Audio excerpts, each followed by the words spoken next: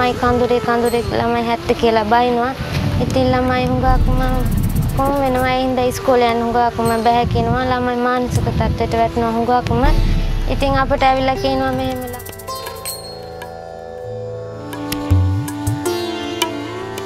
ඒ ගම් ළමයි හරියට නම නම් කියනවා.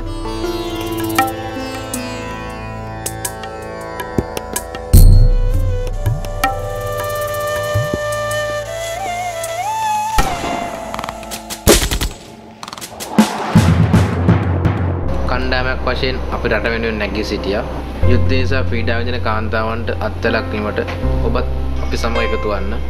අපට වෙනස් වීමට කාලය දැන් පැමිණ තිබේ.